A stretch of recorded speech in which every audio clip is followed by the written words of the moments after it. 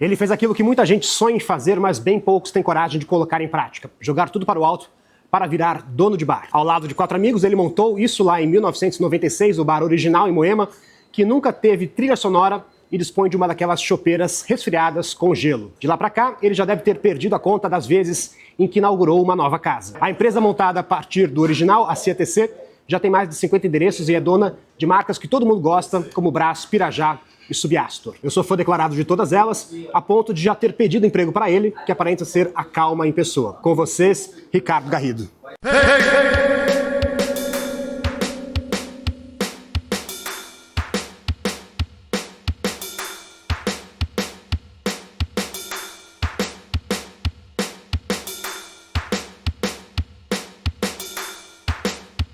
Este podcast é um oferecimento do Resposta, a maior plataforma de pesquisa e satisfação do cliente e CRM no Brasil. É utilizada pelas melhores marcas e gestores que acreditam em dados e na fidelização por meio de experiências. Com tablets, QR Codes e outras ferramentas, a empresa orienta gestores de restaurantes a focar exatamente onde é necessário. Quer saber se sua equipe é atenciosa e rápida?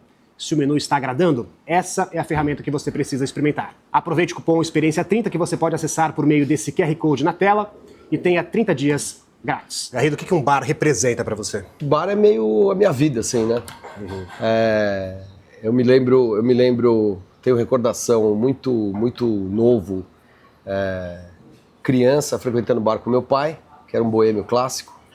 Depois eu tenho a minha fase, eu adolescente jovem, descobrindo o mundo da noite, dos bares e tal. Depois tem a fase profissional. Então, se tem um fio condutor na minha vida, é esse ambiente de um bar, principalmente, mas o ambiente de bares e restaurantes. Mas o que você frequentava com seu pai? O que você lembra da infância? O meu pai era um advogado típico do centro da cidade, né? Formado no Largo de São Francisco e trabalhou no centro da cidade.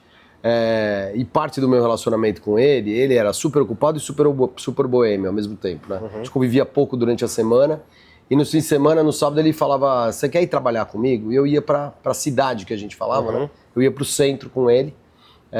Ele ia pro escritório, assinava uns documentos e tal, eu ficava lá brincando que eu estava trabalhando. E aí, normalmente, ele ia se reunir com algum amigo em algum bar. A gente ia muito ao Bar Léo, que pra mim era um bar no centro, pequenininho, que ele gostava de ir. A gente saía do escritório dele, ia a pé até o Léo, e chegava lá, ele conhecia todo mundo, conhecia os garçons, conhecia o Milton, que era gerente, conhecia... Aí chegavam os amigos, ele conhecia os caras da mesa do lado. Aquilo pra mim era fascinante, aquele mundo, né? Às vezes a gente saía, saía do centro da cidade, voltava mais para perto de onde a gente morava no Paraíso. E aí ele ia no Pandoro, por exemplo, que era um bar muito frequente para ele e para a turma dele, né? E daí era uma outra viagem para mim, até hoje para mim acho que é o bar mais lindo que já existiu em São Paulo. Infelizmente fechou já há algum tempo. Foi super inspiração pra gente, inclusive aqui pro Astro. Mas é interessante porque geralmente as crianças têm uma memória, eu tenho memória de ir em restaurante, eu adoro hoje, mas assim, que era uma coisa muito chata, ficar esperando aquela comida que não acabava, aquelas porções gigantescas pra você. Pra mim foi diferente, né? Pra mim foi muito diferente, eu acho que tem a ver, enfim, deve ter alguma coisa em mim, que aquilo tudo eu achava curioso, eu queria entender como é que a comida saía de uma cozinha, chegava na mesa, aquelas coisas diferentes que não tinha em casa. E o meu pai, de novo, ele era... O termo não existia na época, mas meu pai era um foodie. Ele lia nos jornais, ele lia o Saul Galvão. Sem smartphone. Muito longe do smartphone, né? Ele lia matérias de gastronomia e ele ia atrás. A gente ia longe de casa, ia para restaurantes que ele lembrava. Faz tempo que a gente não vai, sei lá, no Carlino, vamos. Faz tempo, abriu um restaurante de bacalhau, não sei aonde, vamos. Às vezes se perdia, né? Não tinha Waze também, né? Se perdia, e ele era esse cara, ele era um food hunter, assim. Fora de época, né? Não sabia tal. Ele era um gourmet, ele gostava de comida, e ele era um boêmio, gostava muito de bar. E frequentava, e era o ambiente dele. E eu era um ponto de contato que eu tinha com ele, eu achava interessante. Às vezes ele me levava. Às vezes era enfadonho também, né? Eu me lembro que eu ia, às vezes, eles ficavam, sei lá, no Bar Léo, bebendo infinitamente lá, eu tomando Guaraná, e chegava uma hora, eu falava, vambora, ficava enchendo o saco. Mas aquele ambiente sempre fez sentido pra mim, o ambiente de um bar e um restaurante, né? Essa coisa aquele barulho, aquelas pessoas conversando, aquela aquele monte de gargalhada, e gente chega, se abraça, se reconhece. Eu sempre achei um barato isso, né? Depois fui me descobrindo também uma pessoa que gosta de relação humana, que gosta de gente, enfim. E depois, é um pouco da minha história como empreendedor, meio...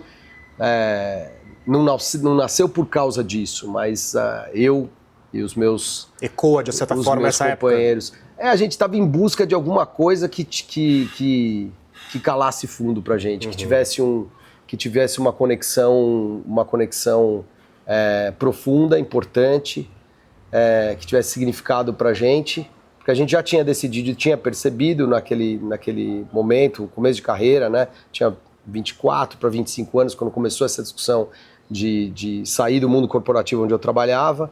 Eu e mais 4 amigos, 2 já tinham saído. É a nossa sociedade até hoje, né? Nós 5. Mas eu trabalhava com Edgar e Sérgio na Unilever, e a gente já tinha decidido que o ambiente da grande corporação não era pra gente, porque no fundo a gente era empreendedor, tentando ser empreendedor dentro de uma empresa grande, que é sempre um caminho muito difícil. Naquela época, acho que hoje é diferente, naquela época era um caminho frustrante, né? Porque empreendedor é aquele cara que quer fazer, que é apaixonado pela tarefa, pelo propósito, pelo objetivo, por entregar o projeto. E às vezes na grande corporação essa energia toda não é nem percebida, né? Sim. Ou às vezes ela bate de frente com outros interesses. E a gente discutiu muito isso, fez meio um processo de análise dessa questão nossa. E a gente acabou descobrindo que o que a gente nunca tinha pensado e nunca ninguém tinha estimulado na nossa formação, na nossa trajetória para se preparar para trabalhar, era que é possível ser empreendedor, né? Naquela época era mais difícil, continua sendo difícil, mas não existia estímulo nenhum para você empreender ou ter o seu negócio próprio, né? Para um cara de classe média era uma aventura assim quase proibida, né? Que podia causar grandes problemas para a própria família, né? Que a duras penas tinha conquistado alguma coisa, você não podia atrapalhar esse fluxo. Mas a gente chegou à conclusão, depois de trabalhar por volta de 4, 5 anos, Edgar já trabalhava há mais tempo, né, nessa empresa, e que era uma empresa espetacular, uma empresa ética, bacana, nos ajudou, foi nossa formação profissional, mas ao mesmo tempo esse não é o nosso espaço. E a gente começou a procurar uma ideia, um projeto que nos tirasse daquele ambiente e que a gente testasse a nossa capacidade como empreendedor. E a gente já contou algumas vezes esse caso, né? Inclusive com você a gente já conversou, mas a gente se encontrava em bares para discutir um pouco esse caso, né? Como é que a gente sai dessa sinuca de bico, né? A gente está indo bem na carreira, mas a gente não gosta dela, né? Outro dia eu ouvi uma frase da Denise Fraga que me definiu completamente esse negócio. Chega uma hora na vida que você aprende que sucesso não necessariamente é felicidade, né? Porque nos ensinam que não, né? O sucesso é o sucesso e vai dar tudo certo. E a gente estava tendo sucesso profissional e era extremamente infeliz com o conteúdo do trabalho. E a gente começou a frequentar bares e, por coincidência, Edgar e Sérgio também tinham conexões com pais ou avós que também gostavam muito dessa coisa. Era muito comum também, né? Principalmente na época, para os homens se reunirem com os amigos em bares aos finais de semana, tal, essa conexão. Na época, muito masculina. E aí a gente começou a relembrar, e cada um de nós, porque cada um de nós morava num canto da cidade, ou tinha nascido e sido criado num canto da cidade, a gente tinha entendimentos e conexões de bares que eram bares dos nossos pais ou avós de um determinado lugar. E começamos a fazer quase uma competição entre a gente, né? Vamos no Barléu. Ah, o Barléu, será que é? Não. Meu pai adorava, tal, vamos no Barléu. Cada um defendendo a sua tese, trajetória. Cada sábado um escolhia, né? Primeiro nós 3 e depois, quando a gente começou a amadurecer, uma ideia. E ao estar em bar, num determinado dia, que até hoje a gente não lembra quem, falou, pô, se esse é o nosso dia mais gostoso, mais legal, mais interessante, a gente gosta, tem tanta história ligada a bares, né, por conexão familiar, por curtir, por tentar entender, será que esse não é o nosso ambiente? Né? Porque por trás de um bar existe uma empresa, existe um negócio. Será que, né? Meio poético, meio romântico, mas tinha um olhar também... de business. De business, de mais, uma visão um pouquinho mais estratégica de dizer, cara, Isso é um negócio, tem um negócio por trás. E, aliás, talvez pouca gente que opere bares e restaurantes enxerga definitivamente como um negócio. Daí a gente começou toda uma análise e tal. Aí a base que a gente tinha tido de educação, formação, trabalhando em empresa, acho que ajudou um pouquinho a gente fazer essa análise. E ela acabou sendo uma análise robusta até. Nós ficamos 2 anos, mais ou menos, transando essa ideia, discutindo, pensando, validando. A gente não tinha o ímpeto empreendedor mais clássico, né? Mais nativo. Vocês mantiveram os empregos e foram cozinhando essa ideia. A gente continuava trabalhando que nem uns camelos de segunda a sexta-feira. E sábado a gente bebia que nem uns camelos também e discutia sobre esse tema. Mas daí foi pintando uma ideia de um tipo de bar que tinha a ver com esses bares, que eram os bares mais antigos, que a gente estava revisitando, quase para reencontrar um pouco essa conexão que a gente tinha com pais, avós, tios, essa coisa toda. E nessa viagem a gente desenvolveu uma tese dizendo esses bares que duram 40 anos, eles têm alguma coisa muito espetacular, senão eles não teriam durado 40 anos. E os bares mais novos, modernos, principalmente bares, mas restaurantes também, eles abrem e fecham porque eles não têm alguma coisa estrutural que os antigos têm. Esse meio ele é muito viciado nessa ideia, a próxima coisa, né? O que está vindo lá, essa tendência lá de fora, vocês olharam para o passado. E na época, Daniel, eu acho que tinha inclusive mais essa questão do novo, o novo olhando para fora do Brasil, se olhava para pouco para dentro do país também, a citação de projetos ou de ideias que estavam acontecendo em Nova York, em Paris, em Londres. As coisas eram muito, nesse setor, eram muito sempre olhando para fora do país e tentando fazer uma coisa bombástica, assim, né? Mas a gente desenvolveu uma tese que a maioria dos projetos novos olhava um pouco para as questões mais essenciais, que estavam conectadas com qualidade e relacionamento com o cliente, respeito com o cliente, obsessão pelo cliente, que os antigos tinham, né? Que eram os comerciantes tradicionais. O nome da nossa empresa nasce a partir de uma visão e de um respeito, de um reconhecimento que a gente começou a ter olhando para o comerciante antigo mesmo, né? Seja ele dono de um bar, de uma venda, de uma farmácia antiga, né? Que era o cara de confiança, era o cara que todo mundo conhecia, adorava, e naquele tema ele era a referência mais importante. E a gente falou, puta, tá faltando um pouco da essência do comerciante tradicional na gastronomia, na hospitalidade, nos projetos de bares e restaurantes. Tá todo mundo muito olhando para forma, para arquitetura, para música, e tá esquecendo de um conteúdo fundamental. E eu acho que nessa viagem nossa dos bares, a gente foi se apaixonando pelas pessoas mesmo, né? Pelos donos mais antigos. A gente ia no bar do Elídio para conversar com o seu Elídio, né? Esse era um bar do Edgar, da curadoria do Edgar. O Edgar chegava lá, o seu Elídio lembrava dele de criança e tratava o Edgar, que já tinha, sei lá, 30 e poucos anos de idade, como se fosse um menino, um sobrinho dele, né? Sim. Que voltou lá e ele quase pegava no colo, né? E nos ajudou muito quando a gente começou a falar de bar, deu um monte de dica, fornecedores e tal. A gente começou a se encantar muito com as pessoas, né? Com os profissionais, com os funcionários, com os proprietários. E aí a gente foi escrevendo a nossa história um pouco inspirada nessa turma. Hoje a CATC tem mais de 50 casas e ela nasce dessa ideia de 5 amigos. Assim, é uma ideia que muita gente tem, mas geralmente esse princípio não dá certo, né? Por que deu certo para vocês?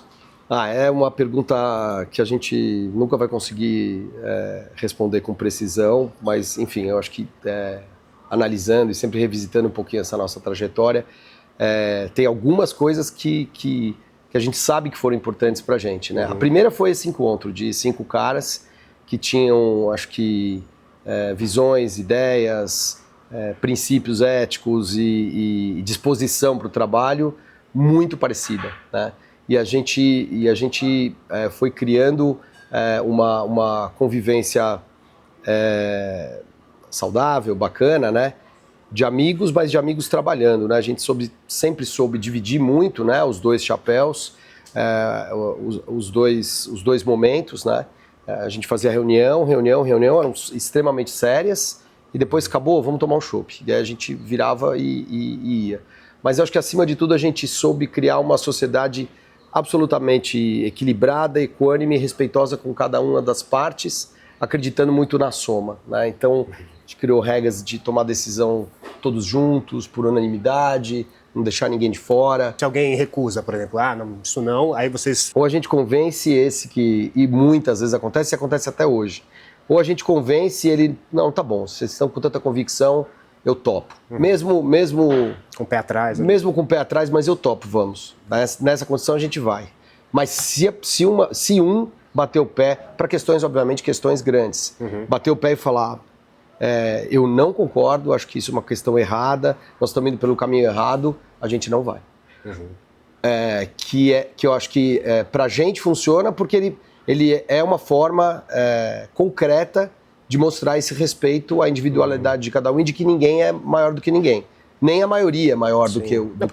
Quantas histórias a gente já ouviu de sociedades que terminam, às vezes, até com uma questão de uma pessoa está aparecendo mais, ou ele tomou uma decisão. Quer dizer, vocês nunca tiveram esse ponto de ter uma ruptura, assim? Nunca. No começo, a gente era tão obsessivo com isso. Por exemplo, quando tinha uma matéria sobre uma casa nossa, uma entrevista, a gente falava ou é com 5 ou a gente não faz. Tirar uma foto, vocês vão sair numa foto. Ou são 5 ou a gente não faz. Se um estivesse viajando, a gente não fazia foto e perdia a matéria. Porque a gente tinha realmente essa preocupação. Depois, ao longo do tempo, alguns até foram dizendo, não quero mais. Eu não gosto de participar, eu não gosto de sair em foto, alguém tem que falar pela empresa, quem curte mais ou quem tem mais facilidade faz, né? E a coisa foi, mas só assim que a gente, porque senão a gente não fazia, né? E a gente era supersticioso, ainda saía na foto sempre com a mesma formação. De uma primeira foto que a gente fez, uma foto informal que a gente fez no Barléu, nós 5, antes da gente abrir o original, nosso primeiro bar. E aí essa virou a nossa formação oficial. A gente repetia até isso nas fotos. Mas eu acho que a sociedade, sem dúvida nenhuma, para esse projeto ter conseguido atravessar aí, o ano que vem a gente começa a completar 30 anos que a gente está junto nesse projeto oficialmente, né? A gente marca 95, é o momento que a gente alugou o primeiro imóvel, o imóvel do original. A gente faz 30 anos juntos, né? Eu acho que essa relação de nós 5, que foi... que eu acho que a gente, até hoje, né? A gente cuida muito dessa relação, ela é um dos fatores importantes. Porque esse setor, você sabe disso, e quem trabalha nesse setor está cansado de saber disso, né? Ele é extremamente complexo. E ele não é complexo num ponto, em 2 pontos só. Ele é complexo como um todo, né? Todas as áreas são importantes, todas as áreas precisam ser bem cuidadas, e é impossível, acho que é humanamente impossível, uma pessoa ter o talento de conseguir cuidar das 5 áreas mais importantes do restaurante. Só que existem umas 15 áreas muito importantes. E a gente está falando de mais de 50 casas hoje, né? Não é? Hoje, daí a gente foi evoluindo, né? A gente começou, realmente éramos nós 5, e a equipe, a brigada do nosso primeiro projeto, do original, que era uma brigada que começou com 10 pessoas no primeiro dia, no segundo dia já tinha 18, e assim foi, né? A gente tinha baixíssimo know-how sobre esse ramo, erramos muito no começo, mas graças a Deus tivemos bastante sucesso desde o primeiro dia. Chamamos amigos chamaram os amigos dos amigos, que chamaram os amigos dos amigos dos amigos, e até hoje, graças a Deus, o original é um bar lotado e de enorme sucesso.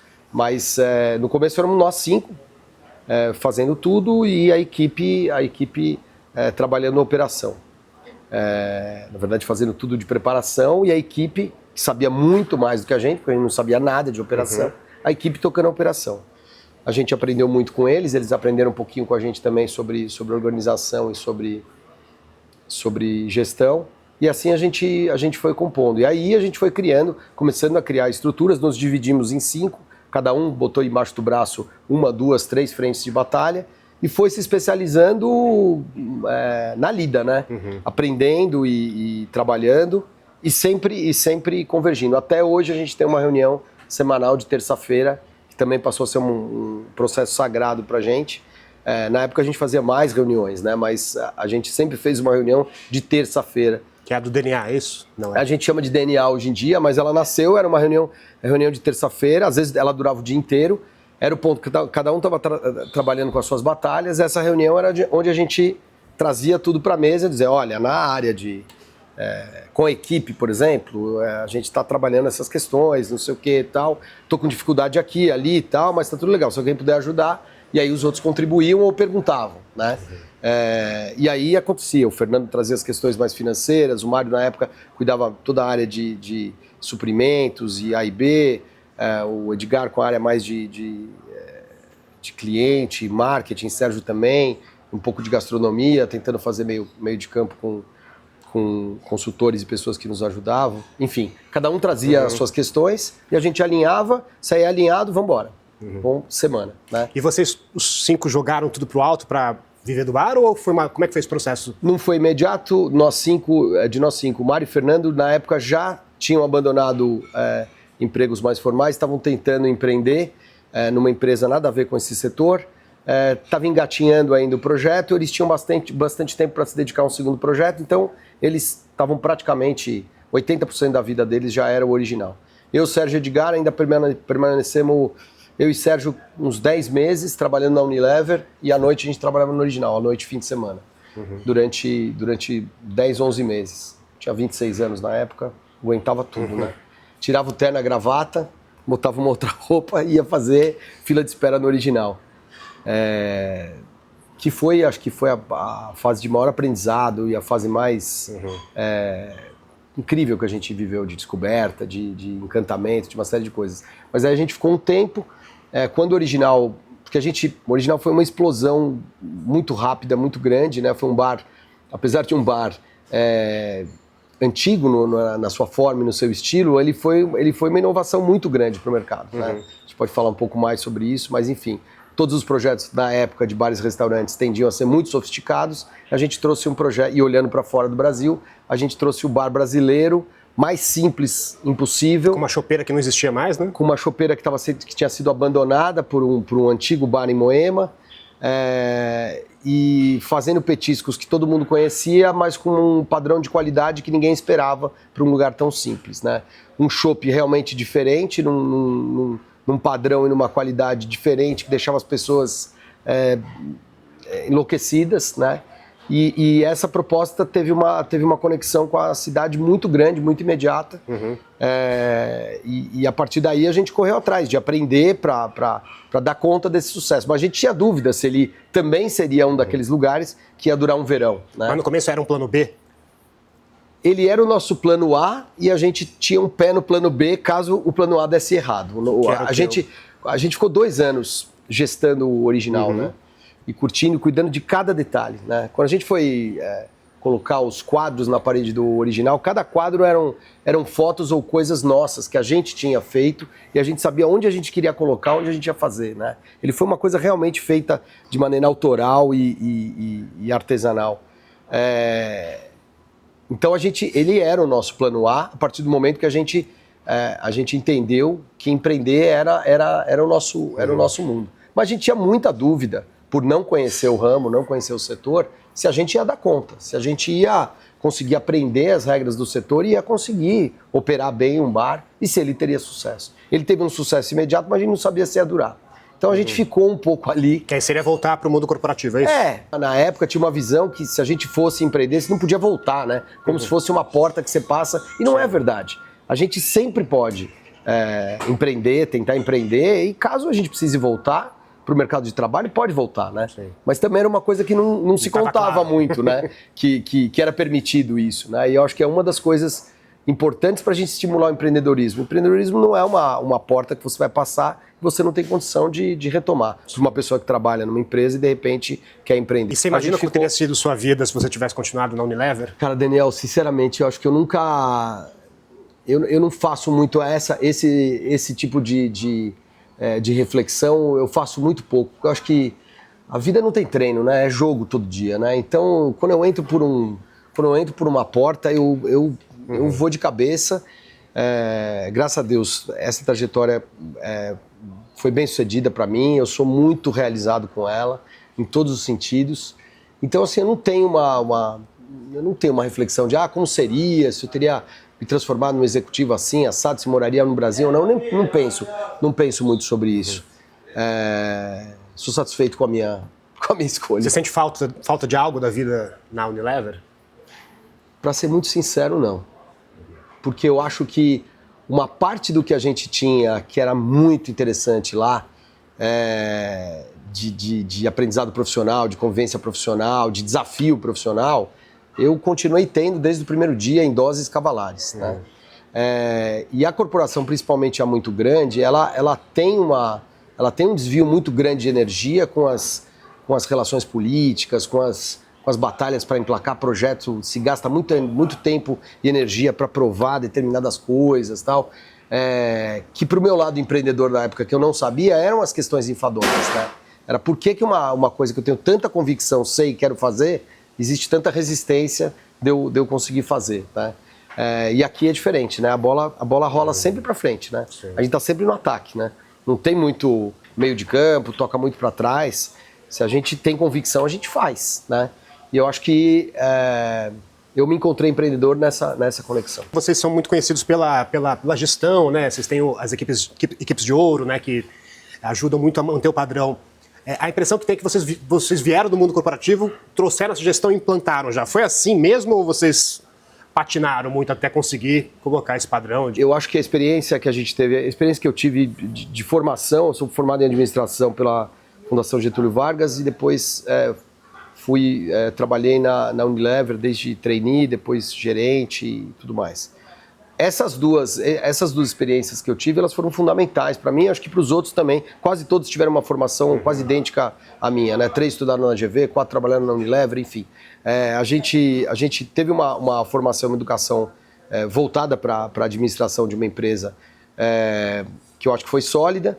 Quando a gente veio empreender um negócio muito pequeno, sem querer a gente acabava usando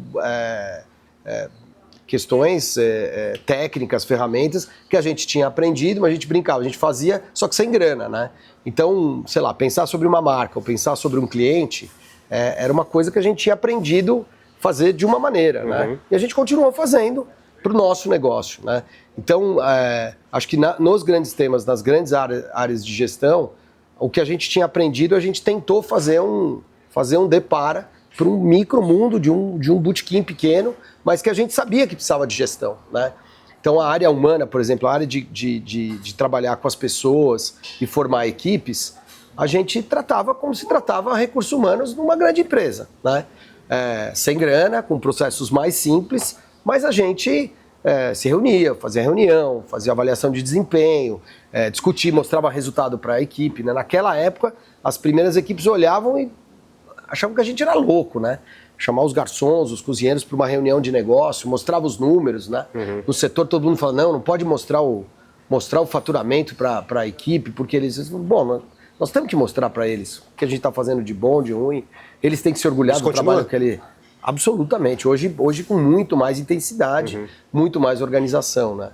O Equipes de Ouro que você citou foi um projeto que a gente criou, um programa de excelência e de competição um pouco, quando a gente começou a ter mais de uma casa, para pegar uma referência positiva e tentar gerar impacto dessa referência com outras equipes, com outras casas. E aí escolhemos alguns indicadores de qualidade, de desempenho, de relacionamento com o cliente, começamos a mostrar para as casas, olha, essa casa está fazendo isso aqui de uma maneira espetacular, eles conseguem, acho que vocês conseguem também e tal, e fomos premiando as melhores casas, né? Isso virou um programa que a gente tem já, agora está completando quase 20 anos que a gente faz o Equipes, e é um barato, todo mundo é engajado, as equipes são engajadas e tal, e ajuda os gerentes a conversar com as suas equipes sobre quais são os desafios, quais são os problemas, o que aquela equipe está fazendo de uma forma inadequada, e são ferramentas de gestão, né? Sim. Que a gente foi colocando com a linguagem do mercado de um jeito, enfim, orgânico, informal, natural, né?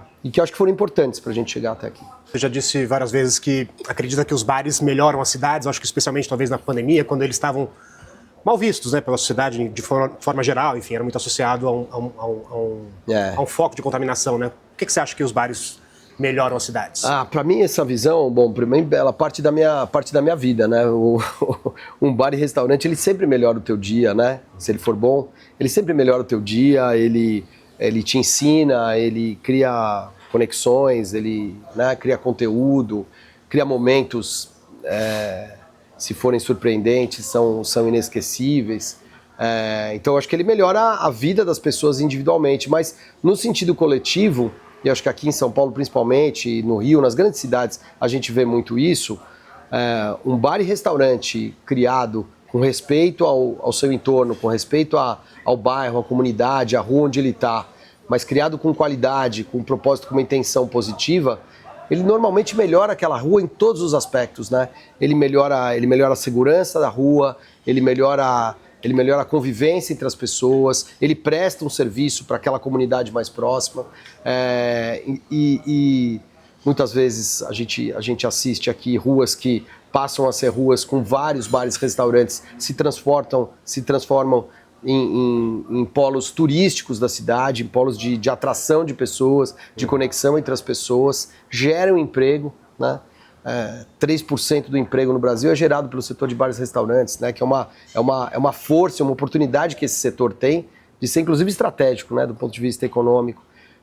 Então eu acho que bares e restaurantes profissionais e feitos com qualidade, com profissionalismo, eles sempre melhoram o seu entorno, então eles melhoram a rua, melhoram a cidade, e eu acho que podem melhorar o país, porque eu acho que bares e restaurantes brasileiros podiam ser os melhores do mundo, uma característica que nós temos, que é a tal da hospitalidade, que é brasileira. É um valor, o ser humano tem, mas no Brasil ele é abundante, né? Capacidade de você cuidar com carinho de uma pessoa que acabou de passar ali da porta e você não conhece, não é todo povo que tem essa força de maneira natural, né? E o brasileiro tem, né? O brasileiro é aquele cara que chega uma pessoa de fora do país, ele quer ajudar, ele quer falar onde é legal. Se puder, ele leva até a pessoa para experimentar determinada coisa. Nós somos assim. E o que é o boteco perfeito que você diz procurar no seu Instagram? Essa é a minha busca eterna, né? Nunca vou chegar lá, mas é a minha vida. O boteco perfeito é aquele que naquele momento você é feliz, né? É o boteco que você está com as pessoas que você quer, conversando sobre alguma coisa altiva que te melhora e que eu acho que faz a vida mais feliz. Você parece que tem muito prazer de conhecer casas diferentes que não as suas, né? Você não fica restrito só ao... Na verdade, meu grande hobby é esse, né? Eu acho que eu podia morar dentro de um bar e restaurante, podia passar 24 horas dentro desse ambiente, né? Eu gosto dele fechado, como a gente está aqui, eu gosto dele aberto. Vazio eu não gosto muito, mas ele funcionando, cheio. E eu adoro visitar projetos novos, né? Porque esse é um mercado extremamente criativo, efervescente. A gente passou por vários ciclos de transformação dos talentos das pessoas, né? Não só chefes, mas empresários, empreendedores, pessoas de sala, sommeliers, bartenders. A gente passou por várias fases e eu acho que tem uma geração muito mais jovem do que a gente, que é brilhante, talentosa e nos provoca a gente melhorar e ensina melhor o mercado. Acho que o mercado hoje em dia é muito mais qualificado no Brasil inteiro, muito mais qualificado do que era quando a gente começou, graças a muitos jovens e muitas pessoas talentosas que entraram nesse mercado e estão movendo ele para frente. O que te move a abrir uma nova marca e uma nova unidade? É só dinheiro? Sinceramente, Daniel, é o que eu menos penso, e eu acho que o que a gente menos pensa quando a gente vai fazer um novo projeto. Eu acho que tem uma primeira coisa que é uma coisa pessoal, de provar que aquilo que a gente criou é bacana, é bom e pode ir para mais lugares e vai ter sucesso em outros lugares, né? É quase a gente provar a tese, né? Semana passada a gente abriu um Pirajá novo em Campinas, no Cambuí, eu estava lá e abrir uma casa nova para mim é sempre a mesma energia, é sempre a mesma coisa, tipo, essa ideia que a gente cuidou e criou desde lá de trás, ela tá chegando aqui longe de casa, longe de onde a gente partiu, e tem gente gostando, e tem gente entrando, tem gente prestigiando. Isso é um prazer pessoal, né? Acho que é uma vaidade pessoal de você ter criado uma coisa e acompanhar ela crescer e ela aumentar o impacto dela indo para mais lugares, né? E depois, para mim, tem uma coisa que sinceramente me tira da cama todo dia, que é cada movimento que a gente faz, a gente traz 20, 30, 40, 50 pessoas, ou novos ou profissionais nossos que estão caminhando e chegando num nível profissional mais alto, sendo promovidos para responsabilidades mais complexas, mais interessantes, por causa daquele movimento empreendedor. Num setor que há 30 anos atrás era pouco profissional para quem fazia e para quem trabalhava, né? Parecia que quem trabalhava com bar e restaurante era quase um subemprego ou um emprego temporário, né? Não é uma profissão e não é uma carreira simples, não é uma carreira fácil, mas quando você se apaixona por ela, ela é espetacular, né? E hoje, em projetos profissionais como o nosso, ela proporciona a criação de carreiras de altíssimo impacto, bonitas, dignas, progressivas, de gente que saiu de uma base muito simples de formação e alcança voos que a gente fica muito orgulhoso. E de onde veio esse interesse de não só criar marcas, mas também marcas que, por exemplo, o Subastor, que vocês vieram decididos a aumentar o sarrafo ali da coquetelaria, assim, de onde veio esse interesse de não só se contentar com o que já tem? Acho que esse é um ponto de partida de todos os projetos que a gente tentou fazer até hoje, né? Todos eles nascem com um ponto de diferenciação, mesmo dentro de um modelo. Todos os modelos que a gente trabalha são modelos clássicos, né? Tradicionais. O botequim, a pizzaria, a lanchonete, um bar como o Astor, até um bar de coquetel. São modelos de comércio que já existem, né? Todos eles. Sim. Só que em cada um deles a gente tenta trazer, no mínimo, uma questão nova do ponto de vista de qualidade, de intensidade, ou até de inexistência de determinados produtos, né? O original foi com chopp e petiscaria, com o Pirajá foi com chopp e petiscaria, e o primeiro lugar no Brasil a falar sobre o Rio de Janeiro. No Astor foi a questão de coquetelaria, na Brás foi a questão de pegar a tradição da pizza em São Paulo e subir o sarrafo dela. Na lanchonete da cidade foi a questão de rever um pouco o hambúrguer tradicional e levar ele para outro estágio. No Ici Brasserie foi pegar a culinária francesa, que é tida como super sofisticada, e levar para o dia a dia. A gente sempre nasce de uma ideia que a gente acha que é nova, né? E tenta fazer com que essa ideia seja implantada com um nível de qualidade diferente do que existe no mercado. E depois, se ela der certo, o trabalho fica manter ou fazer com que ela vá se aperfeiçoando ao longo do tempo, né? Então, o Sub foi só mais um desses projetos, né? Ele foi muito, muito pioneiro, acho que foi o primeiro bar dedicado obsessivamente, exclusivamente à coquetelaria em São Paulo, nessa nossa fase, né? O Sub é um projeto de 2009, onde coquetel era uma coisa acessória na maioria dos bares, né? O Brasil sempre um país muito, muito ligado a chopp e cerveja, vinho crescia muito na época, e coquetel era uma coisa assim realmente pouco falada, né? Hoje é até engraçado a gente falar sobre isso, né? Não existe um bar ou um restaurante que não tenha uma boa coquetelaria, né?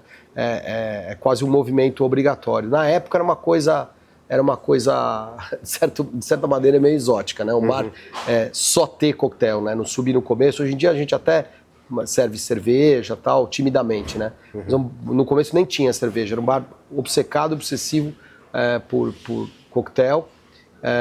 E as pessoas entenderam, gostaram, acho que foi uma inovação relevante e acho que a gente ajudou também ao mercado evoluir com bartending e com coquetelaria, e hoje essa cena que a gente vê fantástica, né? Como é que é para você fechar uma casa? Essa é uma dor sempre grande, né? Porque quando você fecha uma casa aquela ideia que você é tão apaixonado dando um sinal que ela não pode tudo, né? Que às vezes ela ou o tempo fez com que ela se transformasse em menos relevante, ou que você tenha errado em algum fundamento de aplicação dessa ideia.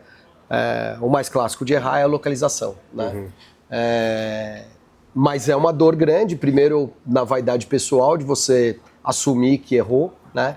E depois, obviamente, o impacto humano que tem de você fechar 20, 30, 40 postos de trabalho. Teve algum que doeu mais? Algum fechamento? Eu acho que a gente fez um projeto, não sei se foi o que doeu mais, mas foi o único projeto que a gente fechou com ele tendo bom desempenho. Foi uma marca que a gente não reativou. Botagalo. Chamava-se Bottega Botagalo, no Itaim. Que era um projeto muito bonito, muito bacana.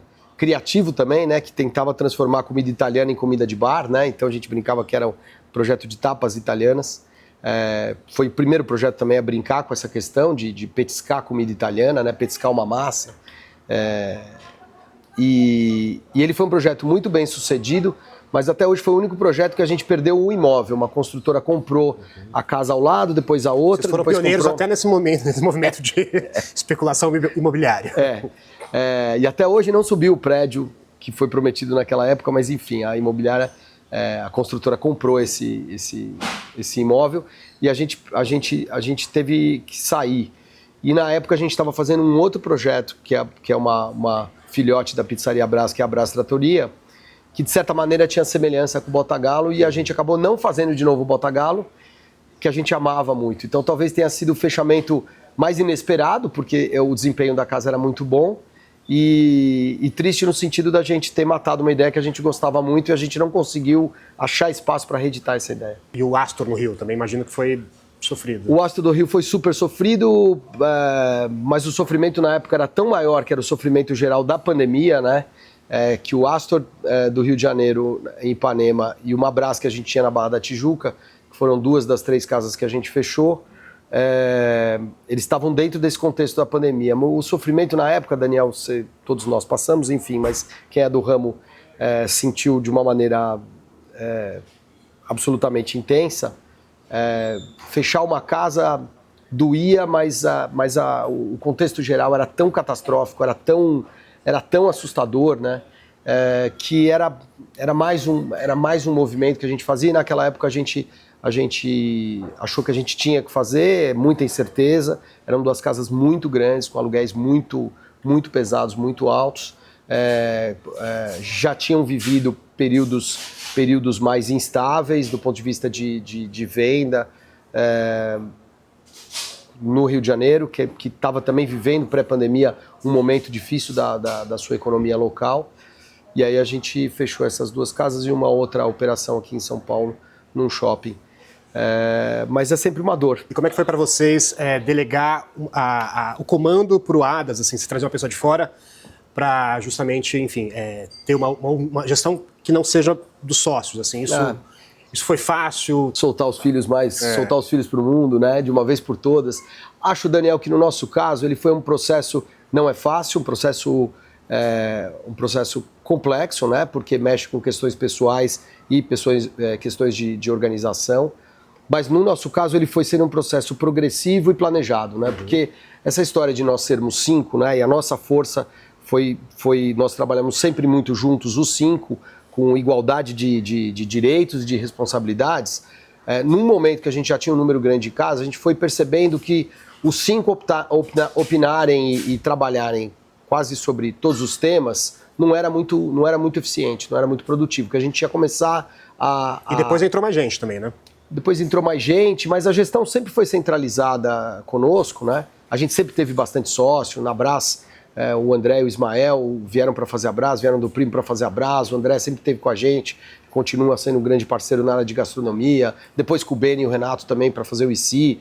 Todos sempre participaram, mas o nosso núcleo de 5 sempre teve a base de gestão, teve mais ligada a nós 5. E juntos, né? Fazendo junto, ninguém é chefe de ninguém e nem é para ser, nem dá para ser, porque são sócios idênticos e vão tocando dessa maneira. A partir do momento, o nível de complexidade que a gente tinha com muita loja, a partir de 20, 25 lojas, o nível de complexidade era grande demais para todos opinarem sobre tudo. E aí a gente começou a fazer um processo de centralização dessa gestão, com todos participando, mas quem conduzia as equipes, fora os sócios, eram, num primeiro momento, 2 de nós, né? Num primeiro momento, eu e o Fernando, ficamos uns 3, 4 anos juntos, né? Como se fosse co-CEOs, assim, né? Eu cuidava mais do front, o Fernando mais do back. E fomos bem, convivemos dessa maneira, mas percebemos também que a gente precisava ir para uma coisa mais objetiva, de um só estar à frente da gestão para conversar com todas as nossas equipes e os nossos profissionais. E aí eu acabei ficando o último operacional, conduzindo essa fase por mais uns 3 anos. Mas para mim nunca fez sentido eu ser o único dos sócios mais operacional e eles um pouco mais afastados. Então foi uma fase também de transição preparatória para que também, daí definitivamente, os 5 sócios... a gente continua sendo mais participativo impossível, né? Só que a gente aprendeu a ser participativo através do João, que é o nosso diretor-geral, e dos nossos diretores, né? A gente eu vou almoçar aqui hoje no Astor, eu vou fazer uma série de anotações, só que eu mando para eles, né? Eu não vou agir. Eu acredito que hoje em dia eles são têm muito mais energia e capacidade de execução do que eu mesmo, que estou há 30 anos, com o olho viciado, já repetindo muitas vezes as mesmas coisas, tal. E eles são novos, que respeitam o nosso histórico, o nosso conhecimento, mas tem uma energia nova para aportar o negócio. Então, foi um processo planejado, progressivo, tem momentos difíceis, né? Às vezes de perda de um know-how ou outro, perda de alguma experiência aportada num determinado tema, um erro que a gente comete por falta de alguém que já tivesse visto aquilo, que são as pessoas mais velhas. A gente foi se adequando a cobrir esses gaps, errar o mínimo possível, mas é uma passagem que a gente fez querendo fazer, né? E eu acho que ela foi saudável em todos os aspectos. Pela natureza da coisa, bares e restaurantes são sinônimo de problema todo dia, né? Porque as coisas são pessoas. Você parece ser um dos poucos empresários desse ramo que lida com isso de uma forma serena. É isso mesmo? Eu não sou tão sereno, tão calmo assim também. Tem muita coisa que me aborrece, mas eu lido com naturalidade, porque no fundo já pensei muito sobre essa questão também. Acho que, de uma maneira geral, e o nosso ramo é rico nisso. Empreender é resolver problema. Empreender é resolver conflito. Está na essência do que é. Porque se aquele problema não existisse, ele não precisava do empreendedor. Uhum. O empreendedor é o cara que chega, mesmo com uma ideia nova, né? Quando você abre um restaurante num determinado bairro, você está resolvendo um problema daquele bairro que, teoricamente, precisa daquele restaurante. Sim. Então, a essência do que a gente faz é farejar onde tem problema e ter energia para lá e resolver, né? Seja um problema do consumidor, da cidade, ou um problema interno da sua própria empresa. Então, eu fico cansado, às vezes eu fico chateado, mas eu encaro como sendo a essência do meu trabalho, sabe? Assim como, sei lá, um atleta tem que correr ou tem que treinar, eu tenho que resolver problema, eu tenho que lidar com coisa complexa, coisa que não é óbvia, que a decisão não é óbvia, né? Então, não é que eu sou feliz resolvendo todo tipo de problema, mas eu encaro com naturalidade. Eu acho que é isso aí. Você já fez análise ou faz? Eu faço, sou muito fã. Já fiz em 2 fases diferentes, agora voltei a fazer faz uns 2 anos mais ou menos, mas eu acho que todo ser humano deveria fazer, cada vez mais. Eu acho fundamental, para a gente se entender o que está acontecendo no mundo. Eu acho que é um espaço, é um ambiente vital para a gente cuidar da gente mesmo, principalmente da cabeça. E desse meio, o que você menos gosta? Pergunta difícil, né? Parece fácil, mas para mim ela é difícil. Talvez esses problemas que você diz que são às vezes os mais chatos, o que eu menos gosto é às vezes quando a gente percebe que algum ponto do nosso trabalho tem pouco caso, pouco compromisso com o propósito, com o trabalho em si, com a qualidade daquele trabalho, um certo descaso. Quando eu localizo um certo descaso com esse projeto, me aborrece. Não é uma coisa que acontece com frequência máxima, mas quando eu identifico, eu fico chateado, sabe? Porque é tanto trabalho. Hoje em dia é um projeto de 30 anos, né? Eu tenho muito zelo por esse projeto, né? De manter esse projeto, porque hoje em dia ele é o projeto também de 1.600 pessoas, então não é meu o projeto, né? Então quando eu vejo alguém tratando com pouco caso, eu fico chateado. E com essa paixão, como é que você vê quando, por exemplo, os clientes falam mal de algum negócio seu? Aí é super desagradável no primeiro momento, mas também ao longo do tempo a gente vai aprendendo a encarar com uma certa naturalidade. Eu acho que o erro nesse setor, eu acho que é uma das coisas importantes para a gente conseguir durar. É saber, não normalizar o erro, mas saber que o erro vai acontecer todo dia, e que quando uma pessoa vem reclamar ou fala mal, ela está te dando a chance de você melhorar, né? Não é questão de ser super otimista ou poliana, mas eu acho que, de fato, quando alguém conta pra gente, ou a gente fica sabendo de uma falha, primeiro a gente tem que ser, né, humano e razoável de dizer, eu sei que a gente comete falhas. Com 50 casas trabalhando quase 24/7, seria impossível a gente não cometer falhas. Quando alguém falha, é a chance que a gente tem de se recuperar. Como é que é para você olhar para o passado? Como é que você vê a sua trajetória? Para mim é sempre motivo de orgulho, assim, né? Ver essa coisa, a coragem de sair de uma zona de conforto profissional, pular para um lugar totalmente desconhecido, me descobrir empreendedor, aprender a trabalhar com um setor que eu já amava e não sabia o quanto eu amava, construir coisas, acho que com consistência, ter participado junto com os meus sócios da criação de ideias que até hoje a gente se orgulha de ter tido e ter conseguido executar. eu tenho orgulho dessa trajetória, mas também, assim, tenho o pé totalmente no chão. Para mim, todo dia eu tô meio começando, não acredito também, sabe, sucesso eterno, tá tudo feito sempre. Eu acho que esse processo é um processo contínuo, um processo profissional, tal. Sou interessado por aprender coisa nova, por pensar novos ciclos. Mas sobre o passado e essa trajetória eu tenho bastante orgulho. Mas você costuma se lamentar, por exemplo, de alguma coisa que ficou no passado, da juventude? Eu tive muito mais privilégio do que dificuldade, Daniel. Fui criado por uma família organizada, carinhosa, tive possibilidade de estudar em ótimas instituições, não nasci numa família rica, mas nunca faltou nada de essencial pra gente, fui criado com carinho, depois minha formação aconteceu também do jeito que eu queria, depois essa carreira empreendedora também aconteceu de uma maneira hiper positiva para mim, construí minha família no meio dessa trajetória, construí minha família com a minha esposa, minhas filhas, incríveis, então não tenho muita lamentação, não. Como é que é para você envelhecer? Esse é um dos desafios atuais que eu começo a olhar com atenção. Esse é um processo também ultra difícil, né? Eu acho que é quase um clichê hoje em dia, né? Mas eu acho que tem um ponto de observação para a minha geração, que é uma primeira geração que tem um período longo de envelhecimento, né?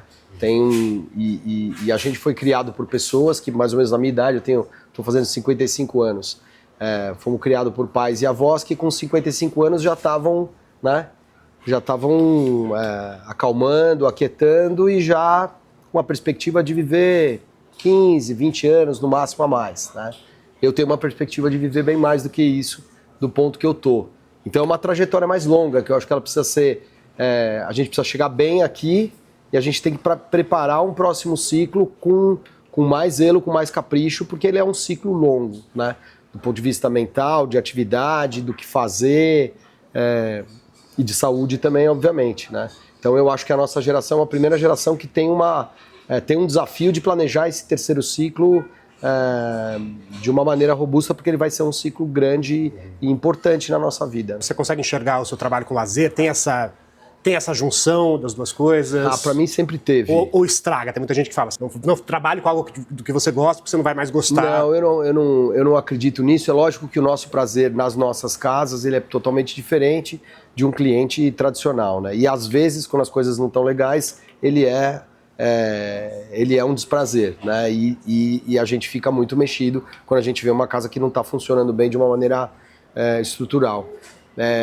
Minhas filhas que brincam comigo, que às vezes falam, eu não vou mais com você, se você for ficar bravo e ficar nervoso, eu não vou mais. Mas tem essa cena, né? Eu vou muitas vezes socialmente, né? Eu vou quase sempre para trabalhar, mas eu vou socialmente também, que eu acabo também observando, consumindo e tendo um olhar de cliente que eu acho que é super legal e super bom. E grande parte das vezes eu consigo ter prazer e consigo me divertir, sempre com um olhar um pouquinho diferente de um consumidor normal. Mas eu acho que eu vim para esse mercado porque eu gosto dele, né? Não é só que eu acho que ele é um bom negócio e eu poderia empreender e ter sucesso. Eu realmente gosto desse produto que a gente faz, né? Disso que a gente entrega, que é essa tal dessa experiência meio mágica de você fugir do mundo lá fora, entrar aqui e as coisas, né? A música é outra, a luz é outra, as pessoas são outras, a comida é outra. Eu acho mágico isso, eu acho encantador.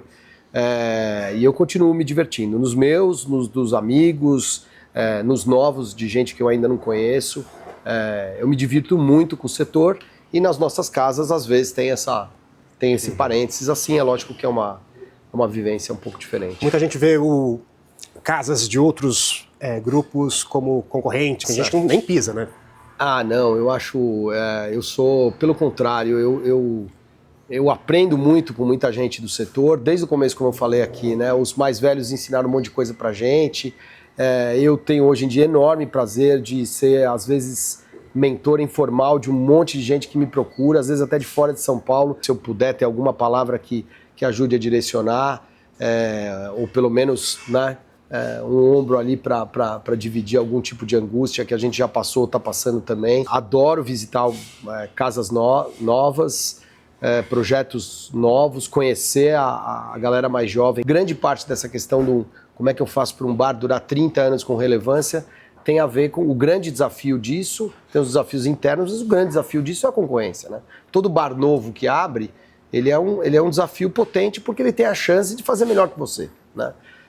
Então, acho que ter capacidade de competir, de concorrer, obviamente de maneira ética, eu acho que é fundamental nesse setor. Não tem barreira de entrada, a gente está aqui, ali na esquina abre um outro, às vezes até na intenção de fazer melhor que você alguma coisa parecida e levar o teu cliente. Sim. A gente tem que... É assim, né? O comércio é assim, o varejo é assim. E vocês fazem isso também. A gente faz isso também, né? Tenta fazer com total respeito, chegando num lugar novo, chegando numa cidade nova, mas a gente acha que a gente pode fazer um bom trabalho lá, a gente vai fazer e eventualmente a gente vai ser um desafio para um outro empreendedor. Mas eu acho que é da dinâmica normal. Eu acho que a gente tem que conviver com isso e muitas vezes cooperar, se ajudar, né? Principalmente nesse sentido de comunidade, de rua, de estar próximo, né? Conversar, resolver os problemas. Eu acho que isso tem que ser natural, tem que fazer parte. Qual que é o seu maior medo profissional? Perder o prazer naquilo que eu faço. Não acho que vai acontecer comigo, mas para mim é fundamental acordar e falar o que eu posso fazer hoje que vai melhorar alguma coisa na minha empresa ou em alguma casa, onde eu posso ir e observar alguma coisa e agregar um grãozinho que seja para a gente continuar andando para frente. O dia que eu perder essa vontade de melhorar minhas coisas, eu acho que fica chato, mas acho que eu não vou perder, não. Já teve alguma época que foi assim? Não. Não tive. Eu tive uma parada estratégica de 1 ano, né? Foi estratégica porque ela tinha inclusive a ver com essa sucessão aqui dentro da empresa. Tirei 1 ano sabático, mas foi 1 ano voltado para bares e restaurantes fora do Brasil para tentar aprender mais, viver uma experiência diferente, estudar, melhorar e voltar melhor, né? Então, graças a Deus, uma coisa que eu estou muito agradecido em relação à trajetória é manter a motivação de fazer, de trabalhar, de conhecer gente, de conversar. E seu maior medo na vida? Uau, Daniel, você vem com cada uma, hein? Tava preparado para falar só de botequim. Acho que saúde é um tema, né? Que às vezes a gente vê exemplos de coisas que tá tudo bem, de repente, né?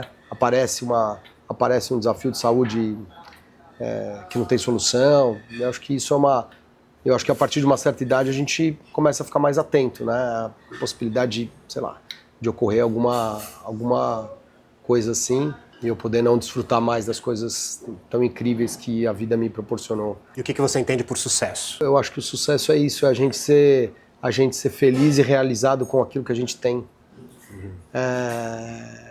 E a gente sentir que aquilo que a gente faz constrói, melhora, pode ser uma gota. E é sempre uma gota, né? Porque esse mundão é infinito. Mas quando a gente sente que a gente está movendo as coisas para frente, está construindo alguma coisinha de positivo, acho que isso é felicidade. E você postou esses dias que um post de riqueza é ter tempo. É o que você acha? Porque é aquela coisa, né? O tempo não dá para comprar. O tempo é esse, né? O dia tem 24 horas, a vida é a vida e a gente envelhece e eu acho que é um jogo, né, que a gente tem que saber jogar. Ter tempo, na verdade, tem a ver também com desfrutar do tempo, né? Com a gente saber desfrutar o hoje, o momento, aquilo que a gente está fazendo naquele momento, né? E é uma reflexão que eu faço muito hoje em dia, principalmente por causa desse desafio tecnológico todo, né? Que às vezes passa o dia inteiro e você não sabe o que você fez, né? E eu tô cada vez mais conectado nessa coisa, o que eu tô fazendo e eu quero ter prazer naquilo que eu tô fazendo naquele momento, né? E não pensar em outras coisas e não me divertir, não me distrair com 10 coisas ao mesmo tempo, né? Eu não sou bom em fazer 10 coisas ao mesmo tempo. Eu acho que eu consigo fazer direitinho as coisas quando eu foco naquela, né? E eu acho que aproveitar o tempo é a gente ser inteiro naquilo que a gente está fazendo naquele minuto. E profissionalmente falando, você se arrepende de alguma coisa? Para ser sincero, não. Outro dia me perguntaram se eu tivesse descoberto que eu tinha potencial de ser um empreendedor, se eu teria começado a empreender antes. E eu tive que parar para pensar porque eu nunca tinha pensado sobre isso. Mas eu acho que até isso eu não faria diferente, porque a experiência que eu tive antes de empreender, tanto estudando quanto trabalhando, elas foram elas me formaram como empreendedor, então nem isso eu acho que eu mudaria. Obviamente, se eu for falar de detalhes, de um projeto ou outro, uma ideia ou outra, tem N equívocos que eu e os meus sócios cometemos, que se a gente pudesse voltar no tempo, a gente voltaria. Mas acho que são questões menores dentro de um processo que eu sou muito feliz com ele. E o que mais te deixa feliz? As minhas filhas. E agora uma pergunta do Resposta que apoia esse videocast. Muitos empresários do ramo reclamam muito da dificuldade para manter o padrão de atendimento, geralmente em função da falta de profissionais compromissados e da alta rotatividade, né? A CIATC parece não ter esse problema. Vocês têm algum segredo? Não é verdade, nós temos esse problema também. Eu acho que a gente lida com esse problema de uma maneira orgânica e natural. É parte do nosso trabalho formar, desenvolver e manter equipes profissionais de alto desempenho. O que eu acho que a gente tem, que muitas vezes alguns outros bares e restaurantes não têm, primeiro acho que é uma resiliência com esse tema, de não abandonar esse tema e achar que ou ele vai estar resolvido ou ele é insolúvel. Para a gente ele é um tema de dia a dia. Ele é um desafio igual a manter a qualidade da comida ou manter a casa limpa e em ordem, né? Cuidar da hospitalidade, do atendimento. Para a gente é um tema diário e a gente gosta disso. A gente tem processos, eu acho que os funcionários que trabalham com a gente são engajados com essa questão, gostam disso.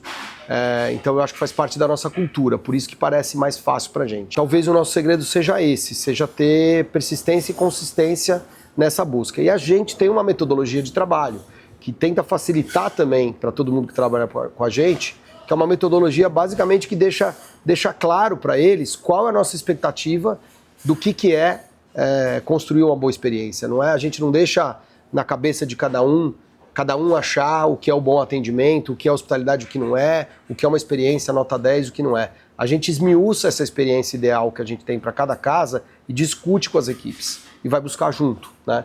Então acho que essa metodologia, ela tem uma série de etapas. Uma delas tem muito a ver com resposta, que é o retorno que a gente tem para realimentar as equipes, para dizer estamos chegando lá ou não estamos. Essa metodologia eu acho que é uma diferenciação que a gente tem e que a gente gosta de usar e usa com consistência.